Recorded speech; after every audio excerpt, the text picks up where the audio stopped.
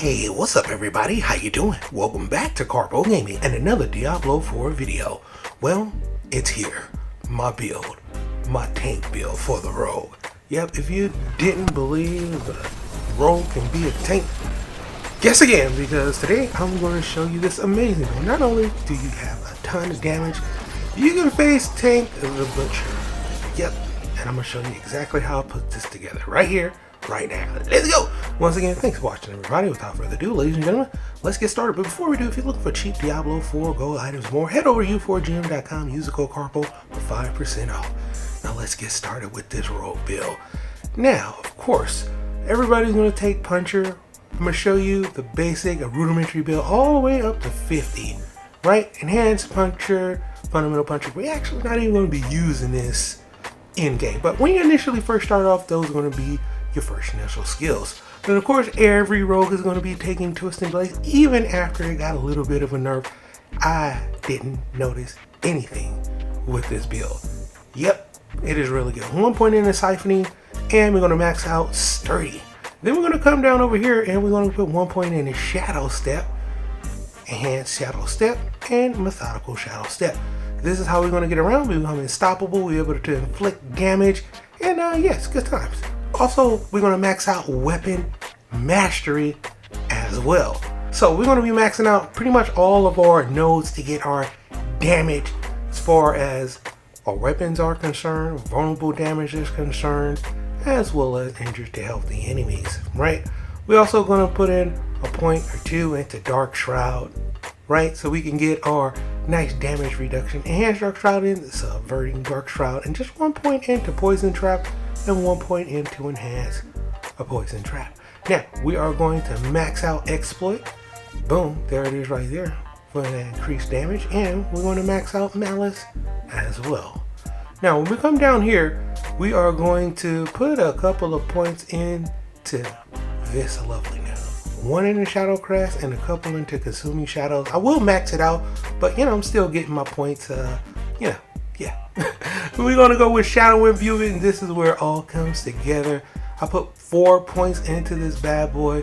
We're going to be inflicting them with shadow damage and then enhanced Shadow Imbuement. And then finally, we are going to put 1 point into Blended Shadow Imbuement. So whenever enemies die and they blow up, they're going to be inflicted with vulnerable. Now, because of my armor, I do have 1 extra point right here, but we're going to put 1 point into Deadly Venom, right? And then we're going to max out Deliberating Toxins so we can get damage reduction. Now, when we come down here, we actually want to get our ultimate skill, Death Trap. Yep, it is freaking fantastic. And just like other people in other builds, I highly suggest you do it. Prime Death Trap and Supreme Death Trap. And here's where things get a little bit different from my build and other people's builds. We're going to go into Trap Mastery. This is where we're going to get our Critical Strike chance. We're going to max that out right there. And we're going to put just 1 point into Invigorating Lucky Hit chance to get a little bit of energy back, because we're going to still be getting our energy back. And then while moving, we're going to get 5% increased energy regeneration. We're going to be basically getting buckets of energy regeneration from a lot of places. Now, I was using Exposure, and Exposure is amazing for Death Trap. But I'm going to go with Momentum, because this is how you're going to turn yourself into a tank.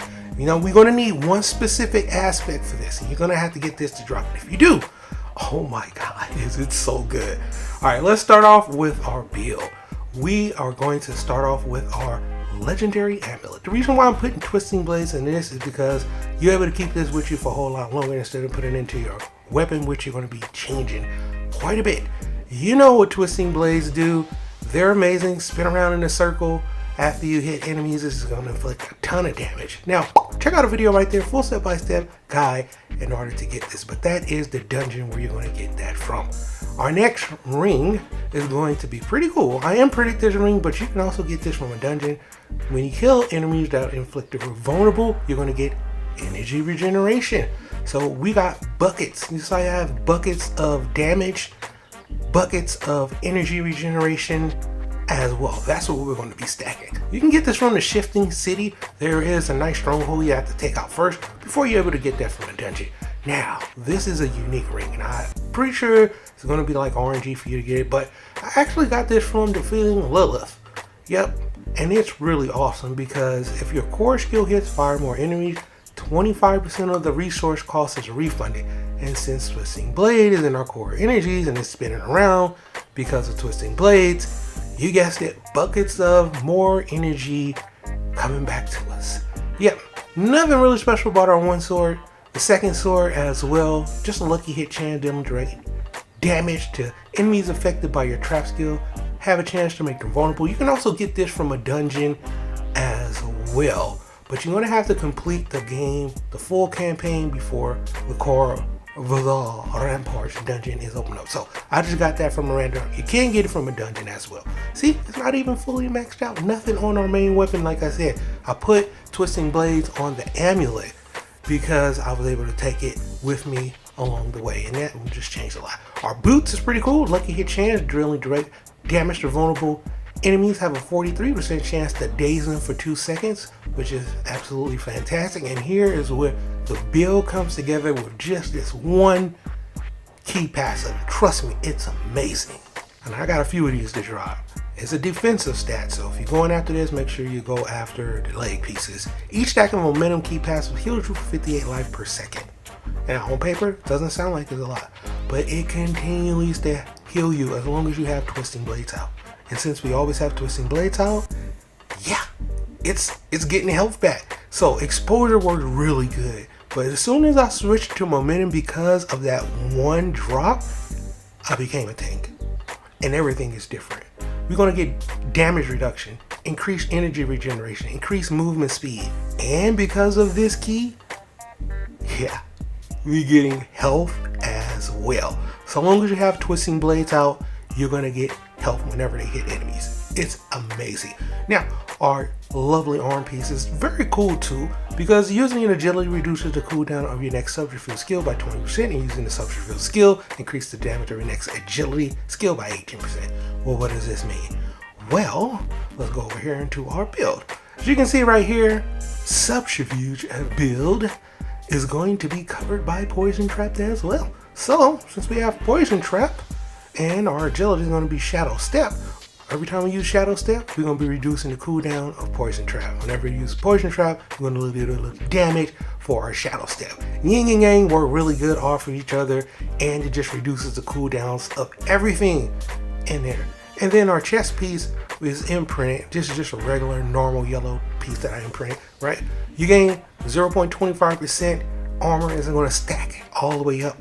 You can get this from the Halls of the Damned as well. So the cool part about it is you can get most of these different aspects from the dungeons, except for that one key passive, which is going to give you health back, which is just amazing and just turns you into a tank, because we're going to have buckets of health coming back, right? For our specialization, we're going with Inner Sight. For our Paragon board, for those that want to see it, I'm just 2 points into it, but I did come over here first to grab this damage node before I work my way around going the other side.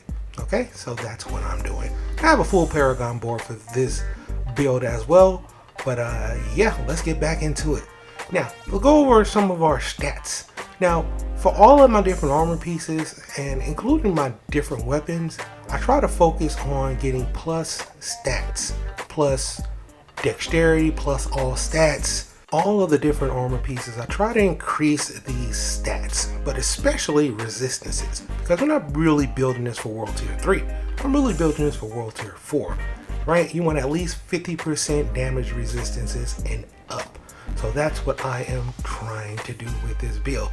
And then have buckets of different damage, and then buckets of different resource regenerations, so we can just continually spam our Twisting Blades, because when we do, we get our health back, and that's how we become a little bit of a tank, right? So we have buckets of damage, as you can see right here. We have buckets of regeneration as well as buckets of defensive stats, right? So you want to have multiple different pieces, and I kind of critique the pieces, right? Or roll them to that as well, to make sure they have all stats, some extra stats, and then on top of that, some resistances. Those are the 3 core things that I want to hit on pretty much all my pieces. And I really didn't hit them on my 2 sword pieces, because it's kind of hard to just hit on everything, and when you're building your build and working up some things, you just have to not have any. but that is the goal. As you can see, all of these stats stack up to basically turn you into a tank. Now, here is where I was like, okay, the build is legit. Now, after I finished clearing out some minis, I was in the random dungeon. I ran into the butcher, right? And I got a little nervous, got a little scared. I said, my build is good though. My build is good. I'm good, right? But still, I wasn't using it right. I haven't faced him since the beta, and you know, I was a little nervous. I'm not gonna lie. So I wasn't using my rotations right. I was using my health, and as soon as I got down to 2 health, I ran like a little girl. I ran, and then it just hit me. I said, dude, what am I doing? And you're gonna see me just stop right here. I said, you know what? If my build is good, I should be able to face tank this dude. And that's exactly what I did. Now I want you to look to the left. You're gonna keep seeing me being almost killed, but not really. Why? That's because of the key passive. We are constantly regenerating our health. Now we're constantly standing in poison. It doesn't matter because we're spamming our twisting blades. And this is after the latest update. So this build is working freaking fantastic. Now I don't have everything set up to get the huge amounts of damage that I want. I'm still working towards there. I wanted to make sure I nail being a tank with any class that I use. I mean, look at this. I'm face tanking the butcher and standing in poison at the same time. And the best part about this build is you don't have to use any health. You don't have to use any potions.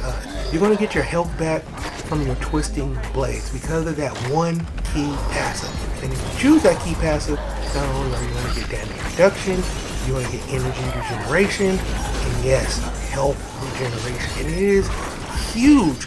I know it's a random drop, right? If you're trying to get that one key passive drop, look for pans. If you're going to gamble for them, pans. That's where I got it from. And I got a few of them too. So I'm saving one for when I get to, you know, level 100. This is what I'm going to be using right now. And it's amazing, dude. I turned around and I face tanked the butcher. And that's when I knew this build was absolutely amazing. So boom, there you have it, my dude. Look, this build is awesome. I'm calling it the Twisting Shadow Tank build because you have your twisting blades, right? Even after the nerf, it doesn't matter. You'll be able to not only get your energy back relatively fast, and the best part about it is that you're a tank. You can face tank pretty much everything, right? It is pretty freaking fantastic, my dude. And yeah, put it together if you have the time. It is awesome. But for right now, that's pretty much ruining it for the video. I hope you truly enjoyed it. As always, if you are new to the channel, how you doing and welcome. And don't forget to subscribe right here at Carbo Gaming. Below the wide variety of videos range from updates, tips and tricks, guides and news, and a whole lot more. So hopefully you enjoyed this video. Once again, thank you everybody for all your love and support. And as always, I'll be seeing y'all in the next one. Later.